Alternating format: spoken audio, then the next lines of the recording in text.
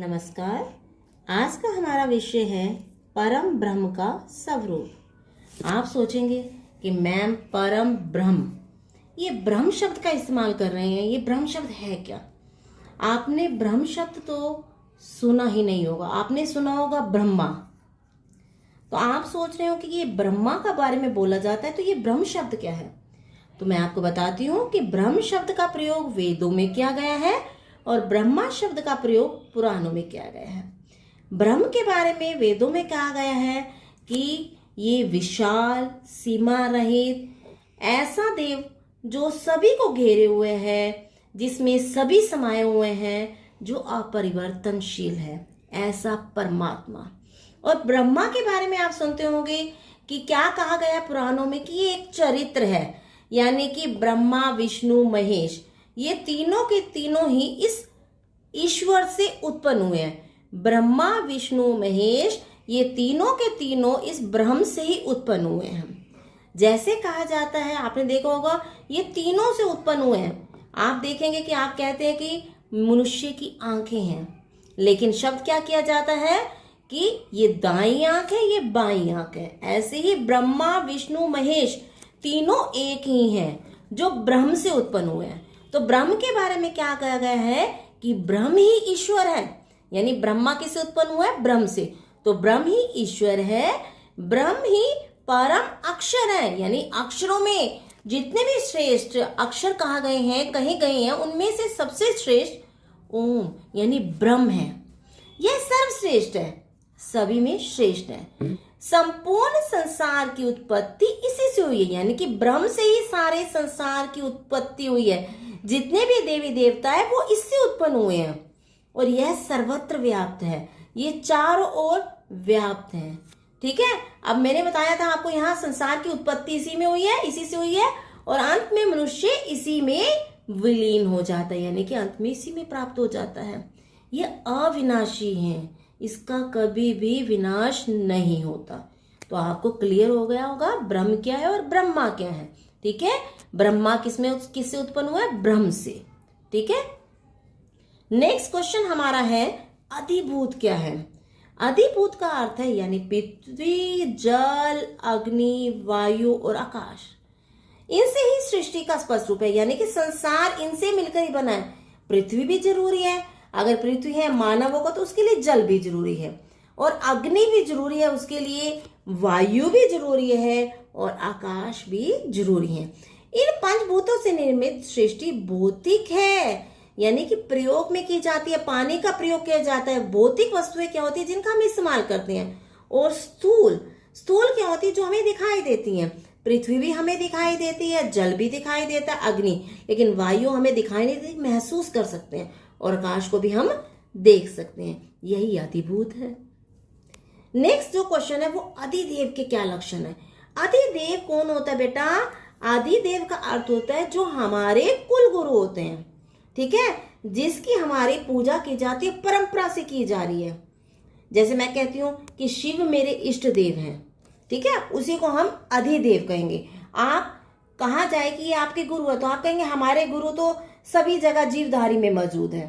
ठीक है, आप अपने अधिदेव के क्या क्या लक्षण बताना चाहेंगे, अपने कुल गुरु के क्या क्या लक्षण बताना चाहेंगे, तो आप कहेंगे यह प्रत्येक जीवधारी में मौजूद है। यह अपनी सत्ता और शक्ति को ज्ञान व कर्म इंद्रियों के द्वारा प्रकट करता है। जो हमारे कुल गुरु हैं वो अपनी सत्ता को, ताकत को, शक्ति को अपने ज्ञान से, उनके अंदर नॉलेज बहुत है, अपनी कर्म इंद्रिया जिनसे हम कार्य करते हैं, ठीक है, हाथ, पैर, आंख, इनके द्वारा प्रकट करता रहता है।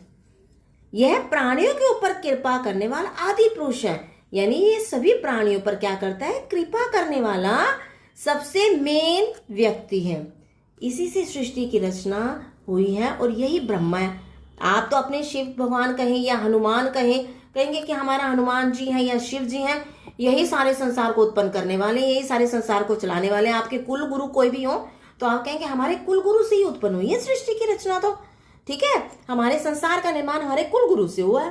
तो आप उसकी विशेषताओं का वर्णन करेंगे, तो यहाँ अधिदेव की विशेषताओं को, लक्षण क्या क्या है उनमें, उनका बताया गया है।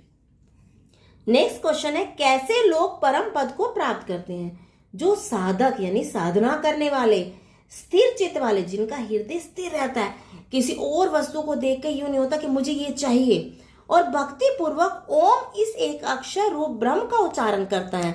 किसका?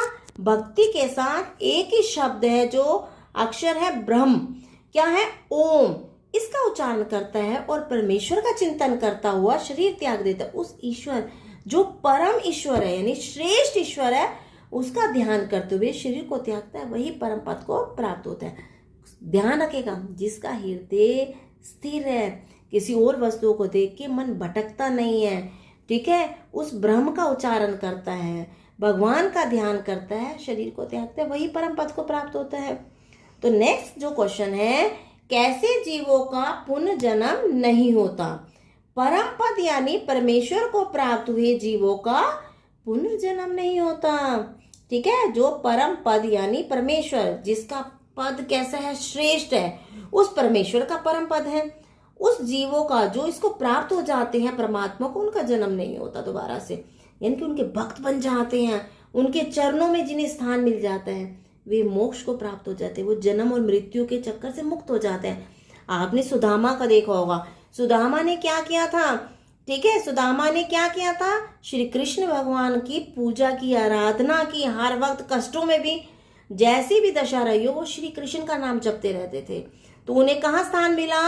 श्री कृष्ण के चरणों में स्थान मिला, और वो जाकर क्या किसको प्राप्त हुए? मोक्ष को प्राप्त हुए। उनकी पत्नी को भी, ठीक है, अपने पति का साथ देने के कारण, और श्री कृष्ण की जैसी भी व्यवस्था थी उनके घर में, फिर भी वो भी क्या करते थे? हस्बैंड वाइफ दोनों श्री कृष्ण का जाप ही करते रहते थे। इसी कारण उनको मोक्ष का पद प्राप्त हुआ, और चिर सुंदरा का वरदान मिला था सुदामा की पत्नी को।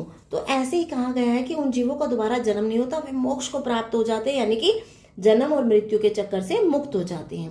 वे अक्षर पुरुष या अक्षर ब्रह्म को प्राप्त होकर पुनः इस संसार में लौटकर नहीं आते, यानी कि जन्म और मृत्यु के चक्कर से मुक्त, और ईश्वर के चरणों में उन्हें स्थान मिल गया।